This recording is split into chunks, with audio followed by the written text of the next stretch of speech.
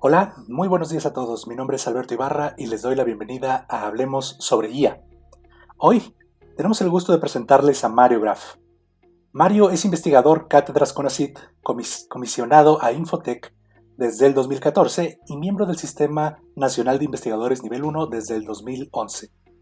En 2010 obtuvo el doctorado en Ciencias Computacionales de la Escuela de Computación e Ingeniería Electrónica de la Universidad de Essex en Inglaterra, trabajando bajo la supervisión del profesor Ricardo Poli en el tema de modelado de programación genética.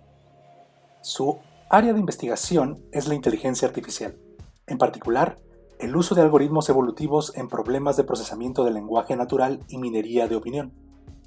En estas áreas ha producido 23 artículos en revistas indexadas en el JCR, más de 50 publicaciones arbitradas en conferencias internacionales y 4 desarrollos de software disponibles en la plataforma github.com. Mario hoy nos presenta el tema Explorando información en Twitter. Adelante, Mario. Alberto, muchísimas gracias por la invitación, muchísimas gracias por la presentación y muchas gracias a la Alianza de Inteligencia Artificial por dar este espacio y por aceptar mi plática. El día de hoy les voy a platicar un trabajo reciente que hemos estado desarrollando. Bueno, lo titulamos Explorando información de Twitter. Y bueno, primero me gustaría decir dónde estamos, nomás para tener un contexto. Nosotros estamos en Infotec Aguascalientes, y Aguascalientes, bueno, todo el mundo sabemos dónde está, es el centro del país, pero el centro geográfico del país, ¿no? Esta charla me toca darla a mí ahorita, pero no es un trabajo solo, no es algo que venga desarrollando de manera autónoma, sino siempre es con un grupo de investigación. Y bueno, nos hemos denominado como Ingiotec, los colegas ahí los podemos observar, Sabino, Eric, Daniela y un servidor, ¿no? Entonces, este es un trabajo que hemos desarrollado como parte de nuestro grupo de investigación. Y bueno, pues empezamos. La agenda de la plática es, voy a dar una pequeña introducción, voy a hablar un poquito de los datos que tenemos, luego vamos a entrar ya en el tema de la plática, vamos a hablar sobre las palabras, cómo modelar un poquito el texto, un modelo muy simple. Vamos a visualizar unos mapas que podemos hacer con las palabras. Voy a hablar sobre movilidad. Van a ver esto de movilidad les va a recordar lo último que ha pasado del COVID. Y finalmente voy a tener unas conclusiones. Bueno, la introducción. Sabemos como área de investigación que Twitter es muy amigable para hacer investigación. Yo creo que es la red social más amigable. Tiene una licencia para hacer cuestiones comerciales como cualquier compañía, pero para hacer investigación tiene una licencia muy adecuada. Básicamente dan permiso a casi todo lo que uno quiere hacer. Es, por otro lado, de fácil acceso. Tiene una API gratuita, no tenemos que pagar nada para utilizarla, ¿no? Y son estas características lo que ha hecho que Twitter sea muy utilizada por parte de los investigadores para realizar investigación. Pero como toda red social, tiene ciertas limitantes, ¿no? Perdón. Estas limitantes es que, bueno, uno cuando empieza a utilizar Twitter o cuando se le ocurre a uno hacer una investigación referente a Twitter, bueno, no sabe si el evento se expresó en Twitter, ¿no? O sea, si fue relevante, ¿no? Si nadie dijo nada sobre lo que uno quiere investigar, pues entonces la red no te ayuda en nada, ¿no? Tampoco sabes, puede ser que alguien dijo algo, pero puede ser que la cantidad de información que está disponible, pues no tengas no tenga la suficiente masa para poder desarrollar una investigación. Podría ser que la calidad que ofrece pues sea una calidad mala y entonces pues no te sirva tampoco para nada. Y por otro lado, a lo mejor también quieres hacer una investigación de cómo ha cambiado el fenómeno que tú quieres investigar a través de la historia, ¿no? Y entonces el tener una información histórica pues también es necesaria y a lo mejor la plataforma como por sí misma no te lo permite, no te permite saber si existe esa historia, ¿no? Y hay otros problemas que también te pueden ayudar a resolver preguntas de investigación que tienen que ver con localidades o con espacios geográficos particulares, ¿no? Te interesa saber qué es lo que un fenómeno particular, pero cómo ha evolucionado este fenómeno en alguna parte de México, digamos, pues en un país o en otro país o en alguna región de México. Y cuando uno habla de cuestiones geográficas, pues entonces las preguntas o las limitantes anteriores también aplican, pero exactamente para esa región, ¿no? Por ejemplo, Aguascalientes es muy chiquito y entonces pues hay poca información sobre Aguascalientes y no las mismas preguntas que se pueden uno plantear en Aguascalientes, en la Ciudad de México se las puede uno plantear aquí. Bueno, la plática del día de hoy no es una plática tan de investigación en el área de ciencias computacionales, sino es como una herramienta global que te puede ayudar a inferir qué es lo que puedes desarrollar con respecto a la información que tiene Twitter, ¿no? Entonces, el objetivo de esta plática y de la investigación, bueno, es facilitar a cualquier interesado en hacer algún estudio con datos de Twitter, facilitarle un análisis exploratorio de los datos, ¿no? Y para eso ponemos a disposición de alguna manera, mediante frecuencias de palabras en particularmente 4 lenguajes, y bueno, también ponemos algunos estimados de movilidad y cuestiones geográficas con respecto a estas palabras.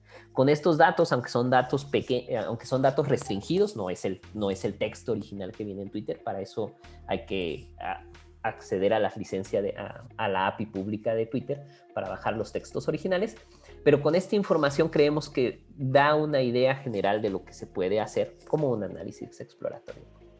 A este trabajo, por nuestras investigaciones pasadas, le denominamos text models, modelos de texto, porque estamos muy involucrados como grupo de investigación en hacer procesamiento de lenguaje natural, y tenemos una versión pública en el archive que está ahorita en evaluación en Computer and Geoscience. Bueno, dado ese es el objetivo. Ahora, ¿qué datos tenemos para hacer algún tipo de análisis? Bueno, como grupo de investigación hemos recolectado tweets desde a finales del 2015, principios del 2016.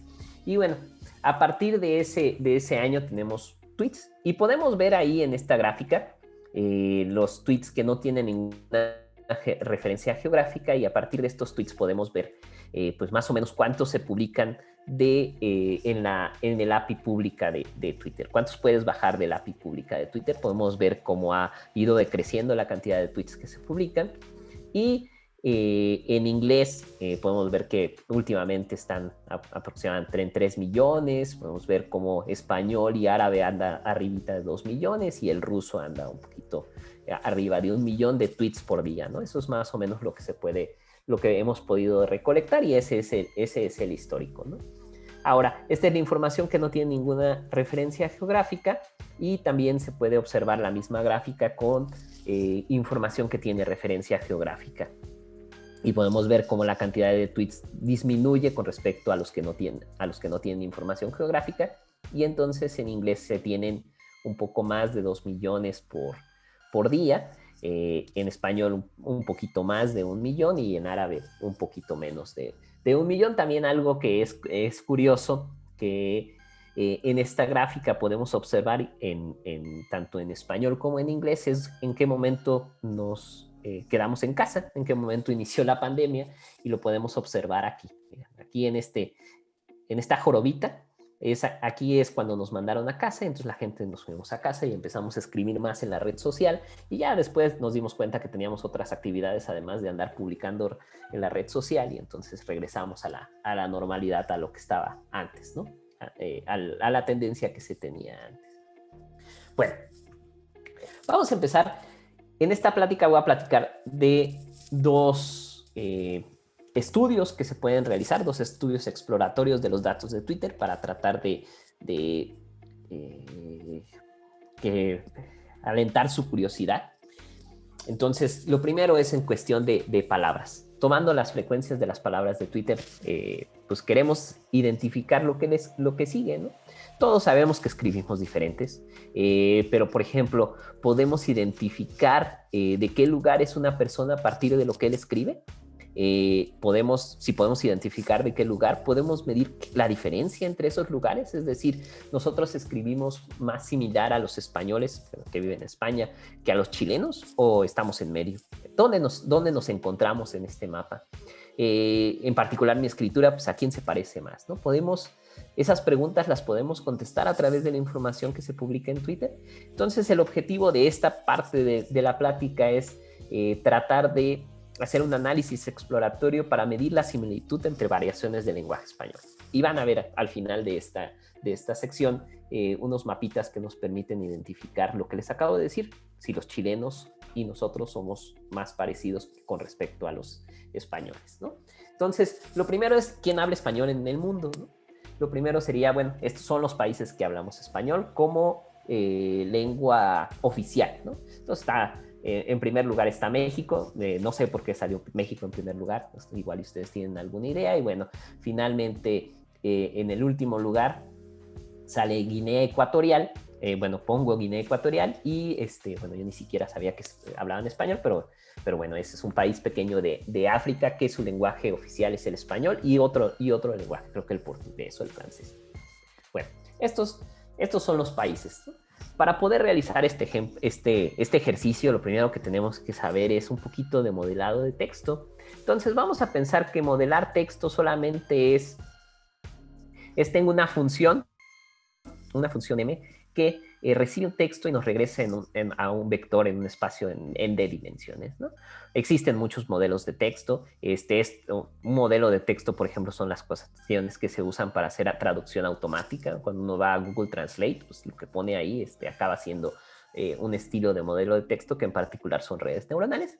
Pero nosotros no vamos tan a profundidad. Vamos a ocupar lo que se ha hecho durante muchos años y que es extremadamente simple, que es una bolsa de palabras. Una bolsa de palabras empieza con un diccionario donde cada palabra es una dimensión. Se puede pensar en cada palabra siendo una dimensión, y ahorita vamos a ver el ejemplo. Y donde los coeficientes diferentes de 0 nos indican si la palabra está o no en la oración que estamos modelando. Entonces, me permití para poner esto en contexto, un corpus pequeño en inglés. Imagínense que lo único que sabemos son esos 3 enunciados y los queremos representar en un espacio vectorial, ¿no? Entonces generamos una tabla como la que vemos aquí abajo. En esta tabla la cabecera son las palabras del corpus anterior, y entonces cada enunciado lo podemos representar en esta tabla indicando con un 1 si la palabra aparece en el enunciado no aparece, ¿no? Y entonces podemos, por ejemplo, ver Carly, Fiorina, said Monday, that she feels like, y estas palabras están en este enunciado, y Chris no está en el primer enunciado, entonces aparece 0. En el segundo renglón de esta tabla vemos cómo está codificado esta oración, la segunda oración, y los puntos suspensivos es para indicar que pues, la tabla tiene más palabras que las que observamos, ¿no? Entonces, bueno, con esta simple representación podemos transformar un texto a un espacio vectorial. La característica es que este texto pierdes el orden de las palabras, como lo podemos ver en la tabla. Por ejemplo, en el último enunciado, por ejemplo, said es la 1, 2, 3, la cuarta palabra, y bueno, aquí lo único que sabemos sería como la tercera columna, ¿no? Pero no sabemos en qué posición estuvo. Chris aparece después de said y en realidad en el enunciado aparece primero, ¿no? Esa es una restricción de la bolsa de palabras, que perdemos el orden, pero bueno, podemos vivir con ello y seguir. Y tratar de hacer con esta información algo útil, ¿no? Ahora pensemos que esta misma tabla, en lugar de tener solamente una oración, contamos cuántas veces aparece una palabra en Twitter cuando sabemos quién lo originó, cuando sabemos qué país originó esa palabra, de dónde fue escrita, ¿no? Y entonces, siguiendo con el mismo ejemplo, podríamos decir que en México, claramente esto es un ejemplo ficticio, ¿no? Que en México en el mes pasado hubo 10 tweets que pusieron la palabra Fiorina, y hubo ningún tweet que puso la palabra she, y un tweet que puso la palabra that, ¿no? Y así mismo podemos hacer para Argentina, lo mismo podemos hacer para España, para Colombia, y exactamente lo mismo podemos hacer para todos los países de habla hispana que les mencioné. Claramente el corpus serían las palabras en español. Ahora, es importante mencionar que hay palabras que casi no se usan. En este ejemplo, mal ejemplo, por ejemplo, podemos ver que la palabra she no se usa en México, pero y la palabra that tampoco se usa en México, ¿no? Y entonces va a haber palabras que casi no se usan en todos los lenguajes y podríamos básicamente descartar esas palabras porque no están aportando ninguna información. O otra cuestión que podríamos hacer sería, por ejemplo, ordenar esto, olvidarnos, usar estos números que están en la tabla para ordenar las palabras por aquellas que son las más frecuentes. Y si hacemos esto, podríamos poner, por ejemplo, si ordenamos a México con respecto a la cantidad de veces que se usan las palabras, vemos que like es la que más se usa, después se usa Chris y así sucesivamente. Y esto de ordenar nos podría servir, por ejemplo, para quedarnos con las, por decir un número, 10,000 palabras más frecuentes en cada lenguaje, o las 1,000 palabras más frecuentes en cada lenguaje. Y olvidarnos finalmente, y te olvidas de que esas palabras tienen un número asociado, ¿no? Nada más sabes que son las 1,000 más frecuentes en cada región. Si hacemos eso, entonces podríamos utilizar un índice de Jacquard para medir la distancia entre las palabras más usadas en México y las palabras más utilizadas en España y las palabras más utilizadas en Brasil. Brasil no hablan español.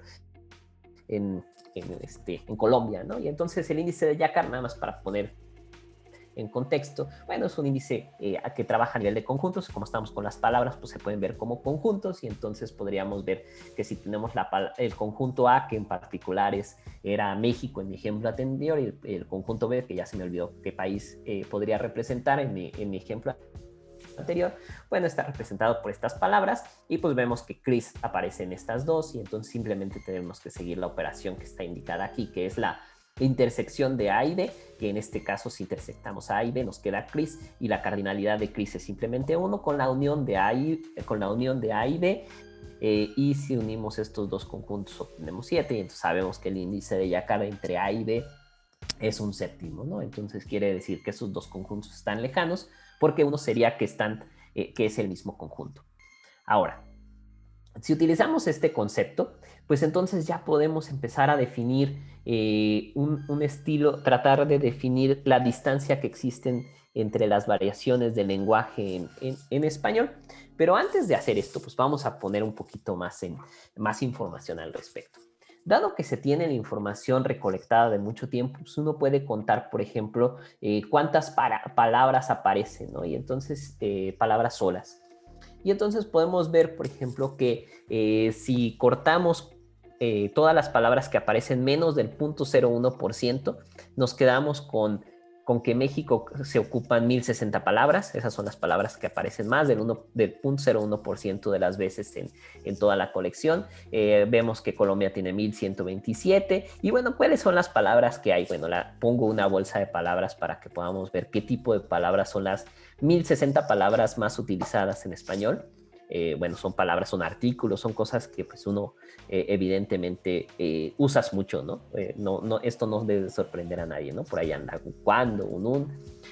Pero a partir de estos números en rojo, podemos hacer algo que no es sorprendente, pero podríamos decir, bueno, vamos a ver cómo nos comparamos con el resto de los países que hablan español con respecto al número de palabras que utilizamos, ¿no? Y entonces podremos hacer, si eso lo ponemos en un grafiquito, podemos ver, por ejemplo, pues que similitudes entre las cantidades de palabras que utilizamos, y podemos ver que Argentina y Uruguay usan la misma cantidad de palabras. Podemos ver que Guinea, que está en amarillo, el color, aquí se me olvidó poner el color que significaba, el color significa más, entonces el amarillo quiere decir que ellos usan muchas más palabras que nosotros, casi como el doble de las palabras. Si nosotros andamos en 1,000, ellos, su número frecuente es como 2,000, ¿no? Y entonces podemos decir que ellos hablan un español diferente a lo que hablamos nosotros, simplemente por contar el número de palabras más utilizadas. Pero bueno, esto pues claramente no dice mucho con respecto a las diferencias finas de cómo hablamos, ¿no? Y entonces podríamos hacer, por ejemplo, una matriz de similitud utilizando el índice de Yakar, el índice que acabamos de ver, y entonces simplemente comparamos el índice de Yakar de esta matriz tiene unos en la diagonal, que quiere decir el país consigo mismo, y entonces fuera de la diagonal está el índice entre el par de países. Entonces tenemos que México entre Colombia pues tiene un índice de Yakar de 0.69, México con España tiene un índice de Yakar de 0.60 y esta matriz el valor que está aquí se repite aquí, ¿no? Bueno, pero si observamos a nivel de renglón, podemos observar bueno, que este número que sigue, estos números que siguen, podrían representar el vector que caracteriza a México, ¿no? Y entonces podríamos caracterizar a México como un vector en 20 dimensiones. Y bueno, si tenemos si lo caracterizamos así a cada uno de los países, sabemos que Colombia también es un vector de 20 dimensiones, y entonces si tuviéramos la capacidad de visualizar algo en 20 dimensiones, pues entonces ya tendríamos así como un mapita, ¿no? Pero no tenemos esa capacidad de visualizar más que en 3 dimensiones las cosas, y yo en lo particular no tengo la capacidad más que graficar cosas en 2D. Entonces, una forma de visualizar esta información sería utilizar un PCA para transformar este vector de 20 dimensiones a un vector de 2 dimensiones y poderlo representar en un plano. Entonces, si hacemos esto, y como la idea era hablar un poquito de que esto se puede replicar de una manera muy simple, me atreví a poner aquí un poquito de código de Python, no crean que vamos a dar una clase de Python aquí, para que si ustedes copian este código, van a sacar una gráfica muy similar. Y entonces habría que importar algunas cosas. En la primera línea es la cuestión de nuestra librería de TextModel y importamos esa clase. Y bueno, estas otras líneas son librerías tradicionales que nos van a ayudar a graficar.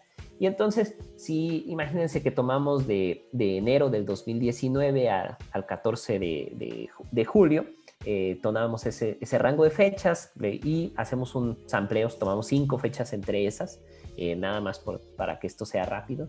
Y bueno, ponemos la lista de los países que estamos interesados. Aquí están los 20 países que hablan español.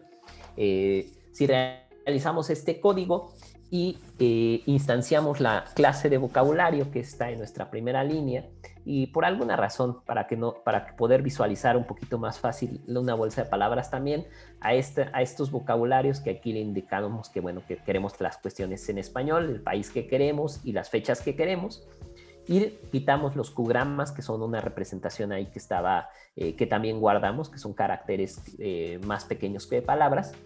Si quitamos los Q-gramas para tener solamente palabras, a partir de eso utilizamos la distancia de Yakar, tenemos el vocabulario, estos son conjuntos, los vocabularios son palabras, estos son conjuntos, y el índice de Yakar solamente es la intersección que está representada por este símbolo con la unión que se representa en este símbolo en el lenguaje de programación, la cardinalidad, que es la longitud que se representa con esta función, y la división, ese sería el índice de Yakar por todos los tokens que tenemos, donde los tokens están aquí definidos. Vemos que nos generamos una matriz de 20 por 20, donde cada renglón representa un país. Entonces, y bueno, la transpuesta es igual, ¿no? Entonces podemos transformar este vector utilizando PCA, que era lo que comentaba. Lo transformamos y nos quedamos simplemente con 2 componentes de ese vector, que era lo que había platicado, y lo graficamos. Le ponemos un plot y luego simplemente anotamos el país que es a cada puntito para saber qué es. Obtenemos la siguiente gráfica. Si ven que en un par de líneas obtienes esta gráfica, donde ya tenemos una representación de las palabras, de qué tan similares es el lenguaje español hablado en los diferentes países, ¿no? Y entonces aquí podemos ver muy feo graficado, podemos ver a Uruguay, a Argentina, por aquí está México, y aquí vemos a Guinea Ecuatorial, ¿no? Que ellos son los que ya sabíamos por la cantidad de palabras que hablaban diferente, que hablan un español diferente al que nosotros hablamos, ¿no? Entonces, para tratar de generar un mapa un poquito más bonito, no pasa nada si dejaba o no dejaba a Guinea Ecuatorial, pero ¿qué pasa si lo quitamos, no? Para que esto, si quitamos a vamos a ver que este mapa se expande un poquito, ¿no? Entonces, si quitamos a Guinea Ecuatorial, que ya sabemos que es bien diferente, y Cuba, por cierto, también es bien diferente, pero Cuba en realidad no sé si sea porque casi no publican, ahí sí habría que hacer un poquito más de estudio, pero también es diferente a los demás. Entonces, si los quitamos a ellos dos, obtenemos el siguiente mapa donde empezamos a ver ya relaciones más interesantes, donde empezamos a ver relaciones muy interesantes con respecto a cómo hablamos, ¿no? Vemos, por ejemplo, que Argentina y Uruguay están similares y pues quien conoce a Argentina y quienes conocen a Uruguay saben que sí, que esto sí es real, ¿no? Vemos cuestiones, por ejemplo, que España y Chile hablan similar, eso sí es nuevo para mí, no conozco tantos ni españoles ni chilenos como para verificarlo. Y bueno, vemos aquí México y vemos sus vecinos. Y si ponemos este mapita, uno dice, ay, híjole, ¿y dónde está México? ¿Dónde está Chile? Uno realmente, yo no sé mucha de geografía, entonces es más bonito si lo vemos en un mapita. Y en ese mapita, en lugar de poner dos dimensiones, en lugar de hacer un PCA con dos dimensiones, pues hacemos un PCA con una dimensión y la dimensión es el color. Y entonces ya nos permite ver cosas obvias, pero ver cosas obvias como que las cuestiones geográficas son importantes para cómo hablamos español, ¿no? Vemos cómo los vecinos hablan similares, aquí está Argentina, aquí está Uruguay, y ellos hablan similares, vemos cómo América del Centro habla similar, estos dos, vemos cómo el color es similar entre nuestros vecinos, y bueno, de la gráfica anterior sabíamos que Chile y España hablaban similar, pues aquí está España y aquí está Chile, es un poquito más diferente, más difícil ver que son similares, pero los colores más o menos son similares, ¿no? Entonces, hasta el momento, pues podemos ver que con un poquito de líneas de código, con un poquito de información que empiezas a bajar de Twitter, puedes hacer cuestiones de cómo nos expresamos en las diferentes regiones, ¿no? Y esto mismo que se hizo para español, pues además se puede hacer para inglés, para árabe, para ruso, si existe el interés, y bueno, con poquitas líneas de código. En un futuro, bueno, pero ¿cuáles son las palabras, por ejemplo? Lo primero que uno diría, bueno, ¿y por qué hablamos diferente, no? O sea, ¿qué nos hace diferentes? Entonces, como ya tienes unos conjuntos de datos, ya tienes conjuntos de palabras, ¿qué pasa si a las palabras que usamos en México le quito las palabras que se usan en Argentina? Recuerden que son las palabras más frecuentes. Entonces, si le quitamos las palabras más frecuentes que se usan en Argentina con respecto a las que se usan en México, pues nos quedamos con esta bolsa de palabras. Y aparece cosas muy, muy, muy triviales, ¿no? Como que en Argentina nadie publica estoy en México, ¿no?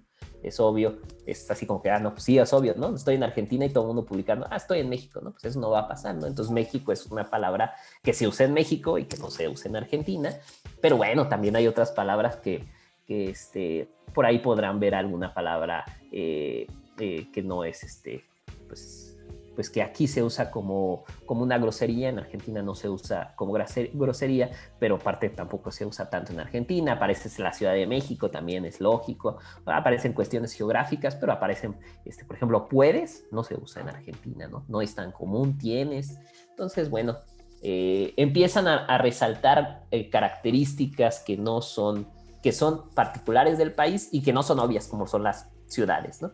A lo mejor hubiera estado mejor que hubiera quitado palabras como ciudades, pero bueno, ese sería otro análisis. En algún futuro no muy lejano, espero que esta información que les acabo de mostrar también la podamos poner a disposición a nivel de estados, y no nada más de los estados de la República Mexicana, sino a nivel de estados de todos los países que tengamos.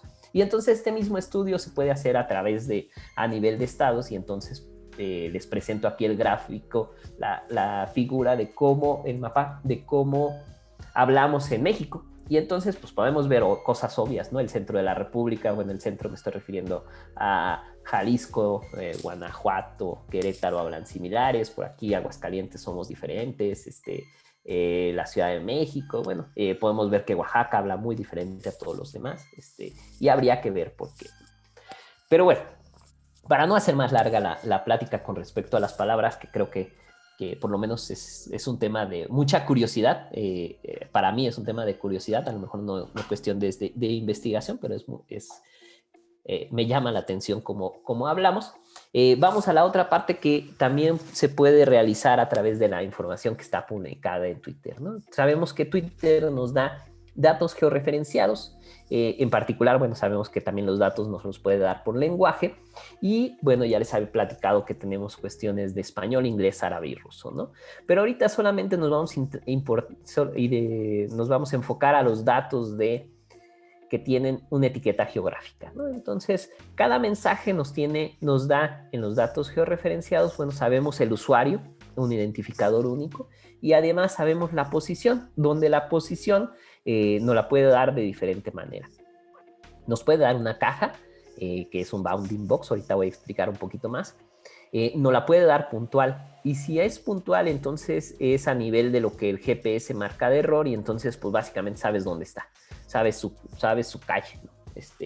Y entonces, dado que tienes la información de un usuario de manera puntual, pues eso es una cuestión de privacidad que para el ejercicio que vamos a realizar, pues hay que cubrir esa parte, hay que ser respetuosos de las personas, aun y cuando el usuario es el que provee la información, hay que cuidar su información. Y entonces, pues la cuestión de privacidad, la cuestión de privacidad la atacamos en lugar de guardar la caja puntual, el punto puntual, lo transformamos a la caja más cercana que está en esa región, y ahorita vamos a pasar por ahí, ¿no? Y a través de esta información, pues podemos hacer análisis a través, si son puntuales, pues puedes hacer análisis a través de colonia, de municipio, y si son bounding boxes es un poquito más alejado a través de estados y de país, pero ahorita lo vamos a ver. Bueno, ¿qué refiero a una cuestión de caja, ¿no? ¿Qué es la caja? Imagínense que tenemos un usuario que tuiteó y es el punto rojo, ¿no? Y esa es su casa, básicamente. Estaba saliendo de su casa y estaba diciendo, voy a trabajar. Y entonces esa es la información que tienes al revés a través de ese usuario. Y entonces, en lugar de guardar el punto rojo, vamos y buscamos entre los bounding box que tenemos cuál es el bounding box más cercano. ¿Y qué es un bounding box? Es el cuadrito que ven ustedes ahí en morado. Entonces, el cuadrito que ven ahí en morado sería la caja que representa a todos los puntos que caen dentro de ese cuadrito, y el centroide de ese cuadrito sería el punto que representaría al cuadrito, que es el punto azul, ¿no? Entonces, en lugar de guardar el mensaje como el punto rojo, lo guardamos como si lo hubiera escrito en el punto azul, y así ya nunca sabemos quién lo escribió, ¿no? ¿Dónde estaba la casa, ¿no? La casa está en cualquier lado en ese cuadrito, y ese cuadrito no es cuadrito pequeño. Ahora, pues hay que ver cuántas cajas tenemos en la República Mexicana como para saber qué tipo de estudio se puede hacer, ¿no? También se puede saber cuántas cajas tienen en todo el país. Si en el artículo que les puse en las primeras diapositivas pueden observar esta misma imagen, pero a nivel de todos los tweets que se tienen, ¿no? De todas las cajas que se tienen, y entonces aquí podemos observar todos los bounding box con los que se cuenta. Y bueno, pues podemos ver que la Ciudad de México pues tienes una densidad tremenda, pues hay muchísima gente ahí, y bueno, puedes ver partes que están pocamente pobladas, ¿no? La Baja California casi no hay gente, entonces casi no hay puntos, ¿no? La mayoría de los dos estados, Baja California Norte y Baja California y Baja California Sur, bueno, básicamente mucha parte de su territorio está sin habitar, entonces, bueno, pues ahí no hay bounding box, entonces no hay mucha información al respecto. Bueno, imagínense que cada uno de esos puntitos, pues lo podrías representar una matriz de todos los puntos, es decir, por ejemplo, todos los puntos azules contra todos los puntos naranjas, puedes generar una matriz, y así todos contra todos. Y entonces, para no pensar en colores y no pensar en los millones de puntos, vamos a suponer que solamente tenemos 3 puntos, y que esos 3 puntos son casa, trabajo y playa, para tratar de explicar cómo se hace, a partir de la información que les acabo de platicar, cómo puedes estimar la movilidad de las personas, ¿no? Entonces, si solamente tienes 3 puntos que son casa, trabajo y playa, pues entonces uno podría saber que un usuario particular tuiteó en algún momento desde su casa, y luego escribió otro mensaje en el trabajo. entonces ya sabes que se movió de casa a trabajo y le asignas un 1 de casa a trabajo y también le asignas un 1 de trabajo a casa, porque no sabes, o sea, no sabes, a lo mejor no te importa la dirección de hacia dónde fue, ¿no? O sea, si te importara la dirección, pues entonces no escribirías un 1 en las dos partes, ¿no?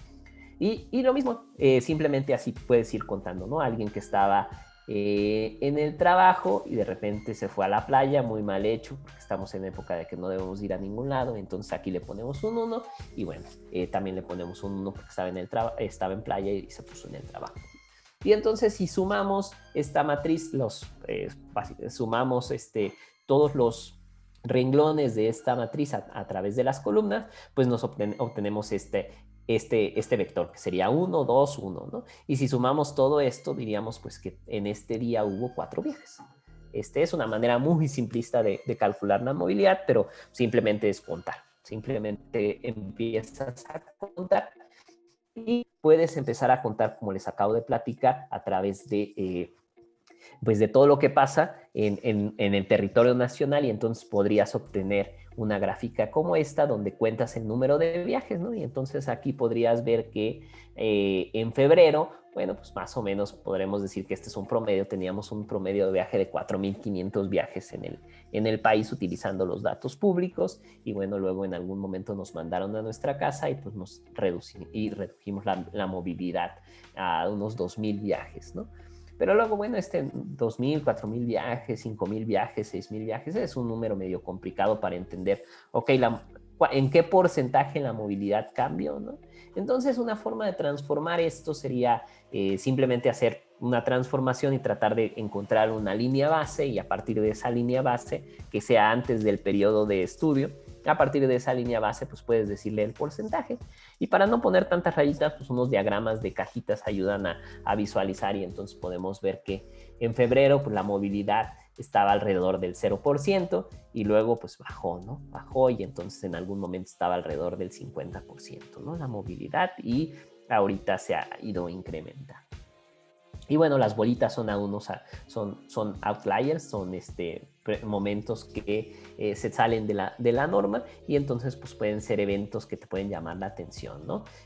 Aquí en alguno de los outliers son, por ejemplo, la movilidad que pasó en alguno de los terremotos o la reducción de movilidad por el Día de la Mujer, ¿no? Donde un día previo hubo varias manifestaciones de que todas las mujeres se quedaron en casa y también se puede observar en esta gráfica y así sucesivamente.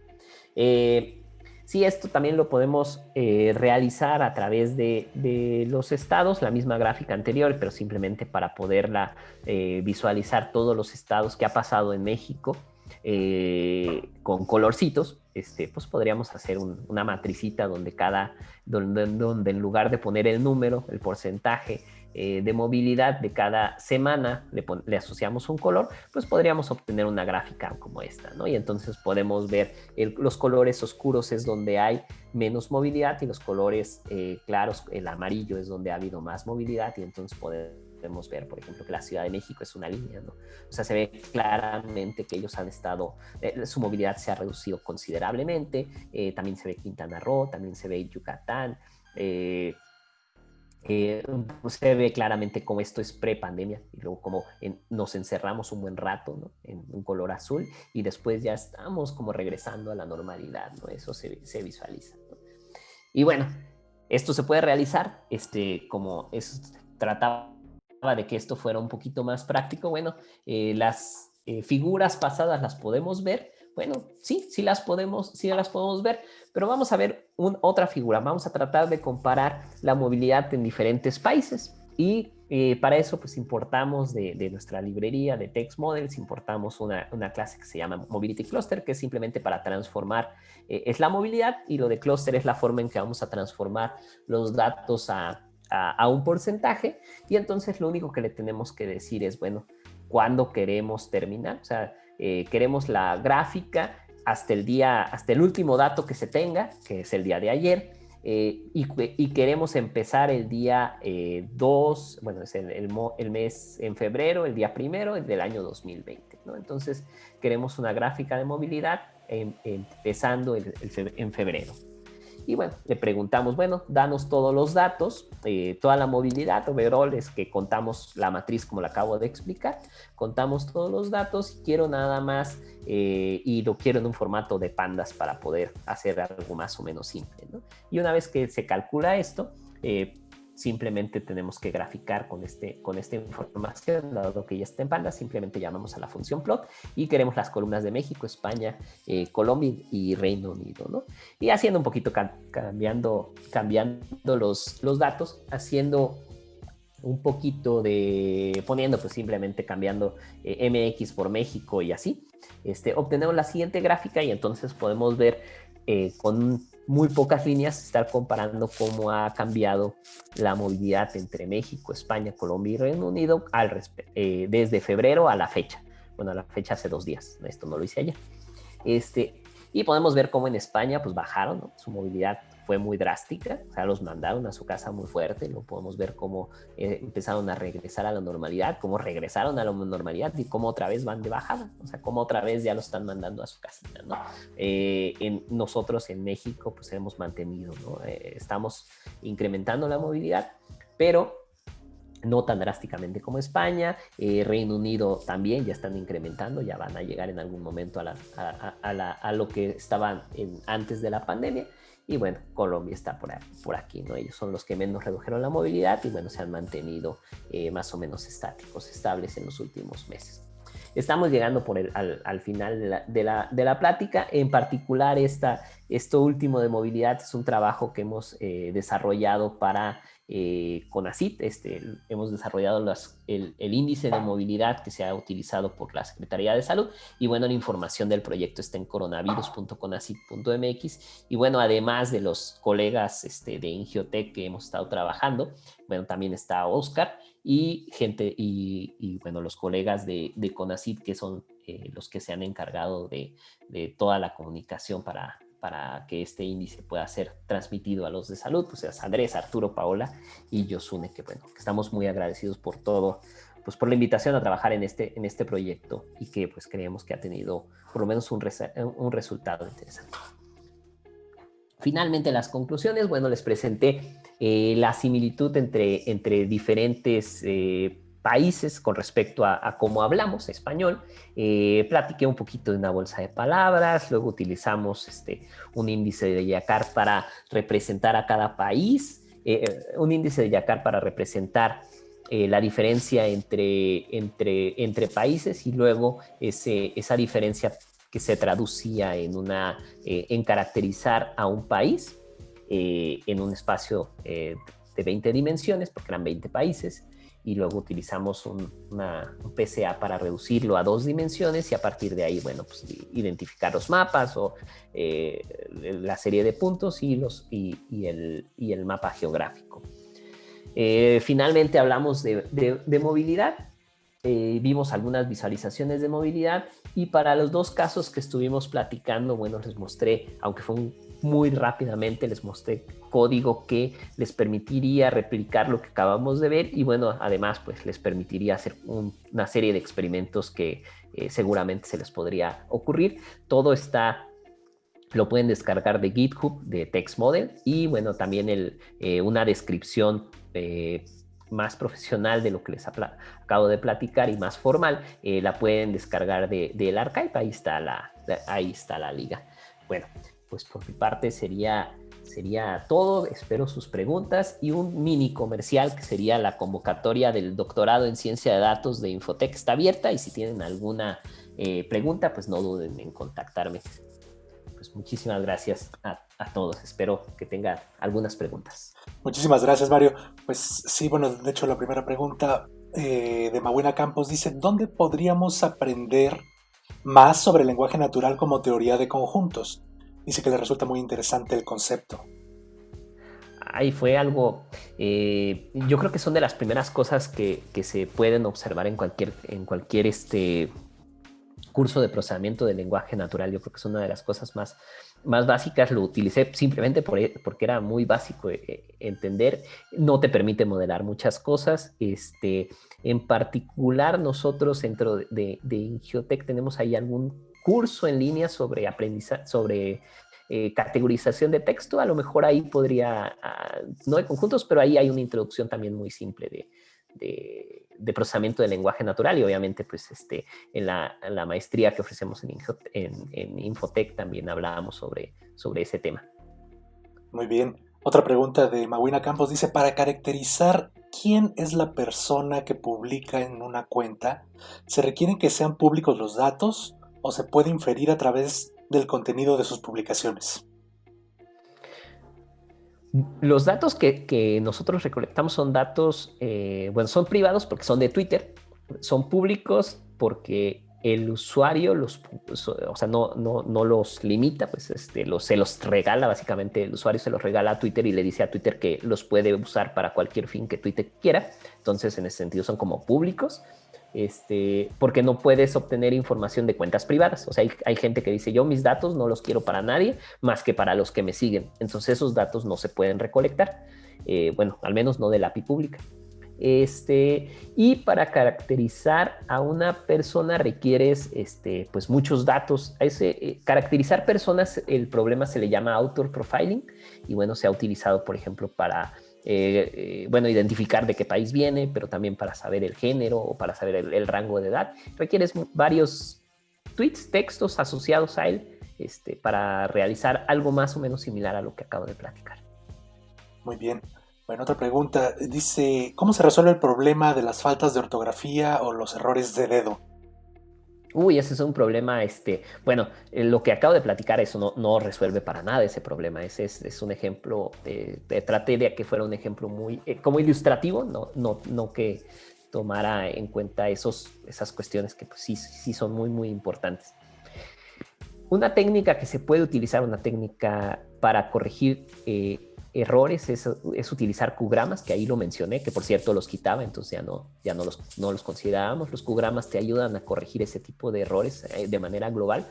Y otra manera que se utiliza es, en lugar de usar una bolsa de palabras, lo que se está haciendo es hacer representaciones donde cada palabra la puedes representar en un espacio vectorial de tal manera que la palabra no es única, sino tomas la frecuencia de las palabras alrededor de la palabra que quieres representar, ¿no?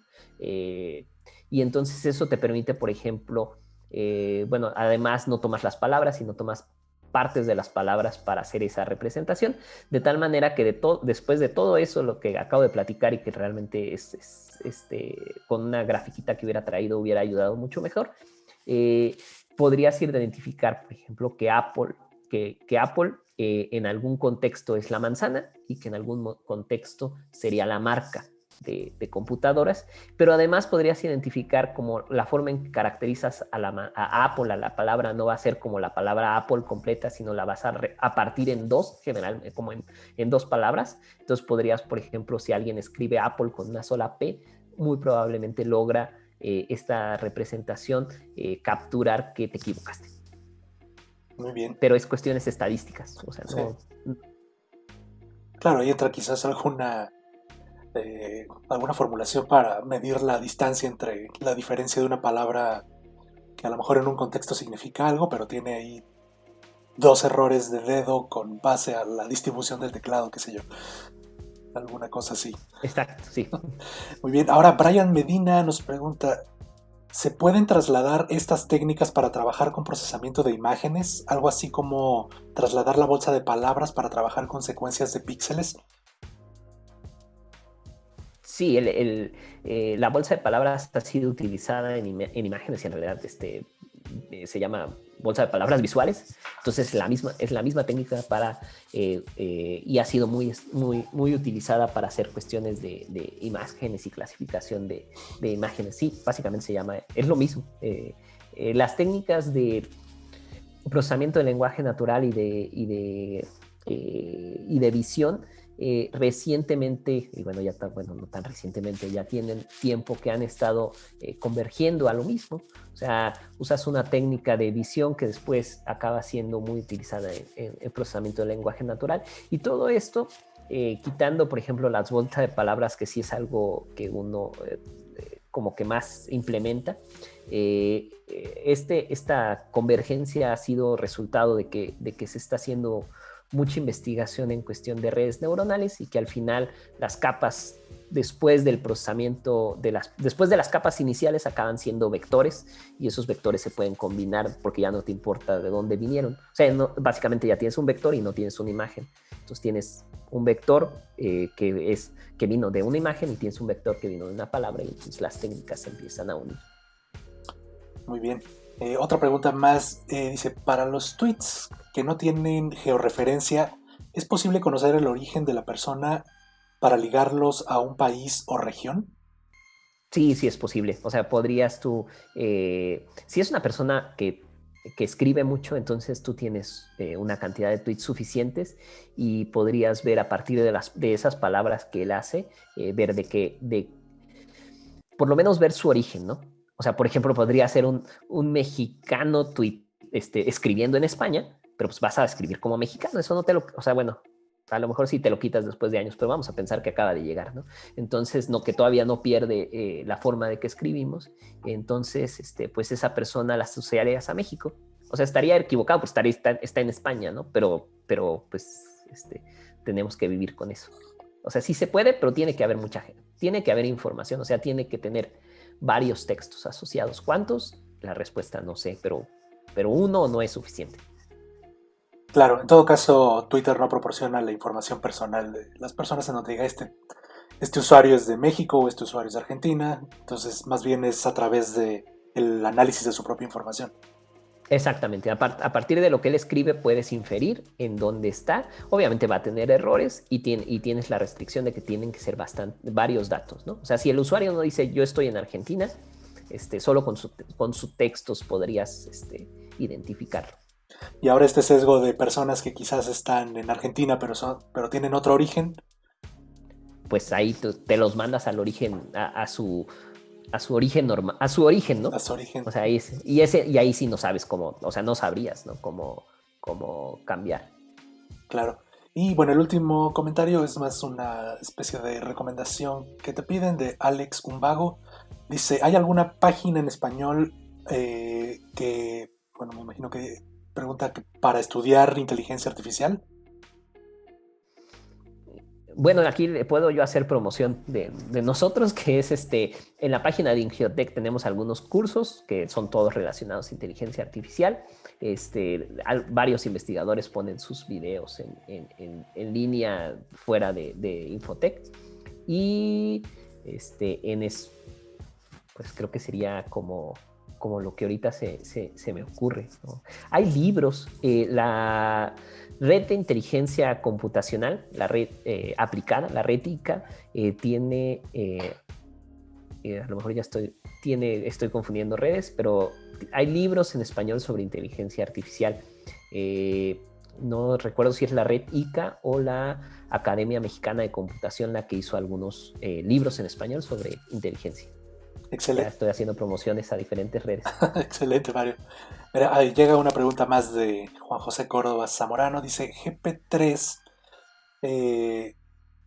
se realizó a partir de una gran cantidad de información pública en redes sociales y tiene algún sesgo hacia hablas del inglés. ¿Sabes si en México estén trabajando en algo similar? Ha habido, ¿cómo se llaman estos? Hogging. Bueno, ahorita ya es una compañía que ha estado fuertemente haciendo, liberando redes neuronales o facilitando el uso de redes neuronales para hacer procesamiento del lenguaje natural, y que ha reimplementado varias de las arquitecturas propuestas por Google, por Facebook y por OpenAI, creo que son los de GPT. Y ellos han hecho todo un ecosistema para que la gente replique esas arquitecturas utilizando datos en los lenguajes nativos. Entonces, la respuesta en particular de GPT-3, no lo sé, pero en este ecosistema sí hay esfuerzos para hacer cuestiones en español y otros lenguajes, ¿no? ¿Qué tan buenos son? No, pues no lo desconozco, pero sí hay esfuerzos. La limitante que existe en cualquier lenguaje que no sea el inglés es que la cantidad de información es mucho menor. O sea, en inglés hay muchísimo, claro. y se nota, ¿no? Pero sí, los esfuerzos están ahí, con lo que la Asociación Mexicana de Procesamiento del Lenguaje Natural también tiene varios corpus abiertos, libres, y ha hecho un gran esfuerzo para hacer exactamente lo que comenta el compañero, y seguramente dentro de la Asociación Mexicana de Procesamiento del Lenguaje Natural hay esfuerzos para replicar este tipo de arquitecturas para el español. Muy bien. Y nos llega una pregunta más en 2 partes. Dice, en tus gráficas se ve claramente la disminución de la movilidad a nivel nacional a partir de abril, porque hubo un incremento fuera de control en los casos de COVID en México y los pronósticos del grupo han sido muy fuertes a la realidad actual. Y lo complementa diciendo, ¿qué parte de la modelación matemática y computacional consideras que ha fallado para tales pronósticos? Híjole, bueno, yo no estoy en la parte de la... Colaboro muy cercano con los modelos matemáticos, con los que hacen modelos matemáticos, cuando ellos ocupan alguna cuestión de movilidad, pues hay una colaboración, pero la respuesta es que yo no sé nada de cómo modelar la epidemia. Yo creo que yo he visto el trabajo, pues aquí tengo un sesgo, porque pues cuando uno convive con una persona, entonces es cercana a la persona, y pues realmente yo los estimo mucho, entonces yo creo que están haciendo un trabajo increíble, pero en cuestión del modelo matemático, gente muy inteligente. Los 2 que conozco son nivel 3 del SNI, uno en particular es del CIMAT, y los 2 son del CIMAT, por cierto. Uno en Monterrey, otro en Guadalajara, y la doctora Graciela, que está en Monterrey, y el doctor Christopher, que está en Guanajuato. Entonces, pues la respuesta es que yo no sé. Yo no sé por qué se puedan equivocar. Son modelos matemáticos. Lo que sí sé es que es gente que ha estado trabajando fuertemente en esto, y que su formación les da las herramientas para hacer el modelado. Pero creo que estaba en una mesa hace 2 semanas platicando sobre esto de los modelos con otros colegas con otros colegas, y estaban que no de México, y comentaban pues que los modelos han fallado en todos lados. O sea, no es un caso particular de México. Entonces yo creo que el reto de la pandemia ha sido global, no nada más aquí. Muy bien, Mario. Bueno, pues se nos ha acabado el tiempo. Muchísimas gracias por tu participación. Tema muy interesante. Detonó muchas preguntas, y seguro habrá más inquietudes. En el micrositio de la Alianza de Inteligencia Artificial podrán ver esta plática grabada, y bueno, ahí estará el contacto de Mario para poder ahondar en algunas dudas en particular. Sin más, Mario, muchísimas gracias. Muchísimas gracias, Alberto, y muchísimas gracias a la Alianza por la invitación. Que tengan un excelente día. Gracias. Y bueno, y por mi parte solamente me resta agradecerles a todos ustedes que nos acompañaron, y decirles que la próxima semana Jean-Bernard Hayet del CIMAT nos presentará el tema predicción de trayectorias de peatones. Hasta la próxima semana, y que tengan un excelente día.